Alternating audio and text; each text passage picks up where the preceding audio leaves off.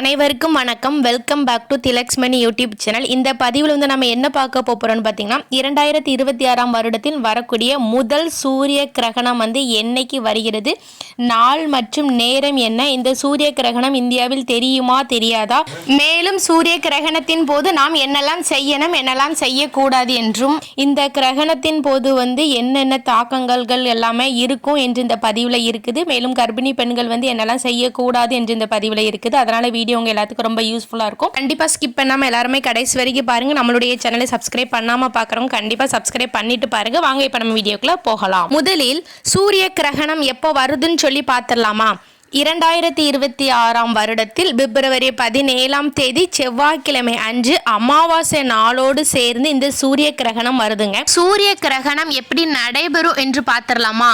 சூரியன், பூமி, சந்திரன் இந்த 3 கோள்களும் ஒரே நேர்கோட்டில் சந்திக்கும் போதுதாங்க பொதுவாகவே கிரகணங்கள் வந்து நிகழும். சூரியனுக்கும் பூமிக்கும் நடுவில் சந்திரன் வரக்கூடிய அந்த நேரத்தில் தான் சூரிய கிரகணம் நிகழும். அதாவது பார்த்தீங்கன்னா சூரிய ஒளி பூமியின் மேல் படுவதை சந்திரன் மறைக்கும். இந்த ஒரு நிகழ்வை தான் நாம் வந்து சூரிய கிரகணம் அப்படின்னு நம்ம சொல்றோம். இந்த சூரிய கிரகணம் வந்து இந்த 2026 வருடத்தில் வந்து ஒரு நெருப்பு வளைய சூரிய கிரகணமா வரும் என்று சொல்லப்படுகிறது. இந்த சூரிய கிரகணம் வரும் நேரம் பார்த்தீங்கன்னா இந்திய நேரப்படி பார்த்தீங்கன்னா கரெக்டாக மதியம் வந்து 3:26 தொடங்கி மாலை 7:57 வரைக்கும் இந்த சூரிய கிரகணம் இருக்குதுங்க. இந்த சூரிய கிரகணம் வந்து இந்தியாவில் வந்து நாம் வந்து பார்க்க முடியுமான்னு சொல்லி கேட்டிங்கன்னா வந்து கண்டிப்பாக வந்து பார்க்க முடியாதுன்னு தான் சொல்கிறாங்க. இருந்தாலும் வந்து நம்ம வந்து அந்த நேரத்தில் வந்து சூரிய கிரகணத்தை வந்து நம்ம வந்து வெற்று கண்ணால் வந்து பார்க்க கூடாதுங்க. கிரகணம் அப்படின்னாலே வந்து பொதுவாக வந்து கதிர்வீச்சுகள் வந்து அதிகமாக இருக்குங்க. அதனால வந்து கர்ப்பிணி பெண்கள் வந்து யாருமே வந்து வெளியில செல்லக்கூடாது, ஹெவி ஒர்க் வந்து செய்யவே கூடாது. அதுக்கப்புறம் வந்து கையில் வந்து கத்திரிக்கோள் போன்ற பொருட்களை வந்து கர்ப்பிணி பெண்கள் வந்து கையில் வந்து வைக்கக்கூடாது. அந்த சூரிய கிரகணம் நடைபெறும் நேரத்தில் வந்து மொபைல், லேப்டாப் எல்லாமே வந்து யூஸ் பண்ணுறதை வந்து கண்டிப்பாக வந்து தவிர்த்திடலாம். அதுக்கப்புறம் பார்த்தீங்கன்னா வந்து சூரிய கிரகணத்தால் வந்து இந்தியாவில் வந்து தாக்கம் இருக்காதுன்னு சொல்கிறாங்க. இருந்தாலும் வந்து நம்ம ரொம்பவே கவனமாக இருக்கிறது வந்து ரொம்பவே நல்லது. சூரிய கிரகணத்தின் போது வந்து தண்ணி குடிக்கலாமா தூங்கலாமான்னு கேட்டிங்கன்னா வந்து கண்டிப்பாக வந்து தூங்கலாம், தண்ணி குடிக்கலாம், எதுவுமே பிரச்சனை கிடையாது.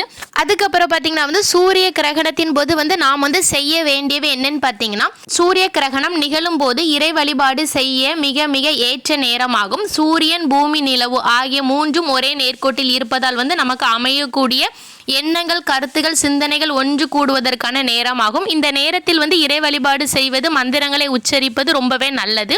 இந்த மாதிரி நீங்க வந்து சூரிய கிரகணத்தின் போது மந்திரங்களை உச்சரித்து வழிபாடு செய்வதால் வந்து சாதாரண நேரத்தில் கிடைக்கும் பலனை விட வந்து பல மடங்கு அதிகமாக கிடைக்கும் என்று முன்னோர்கள் சொல்லியிருக்கிறாங்க.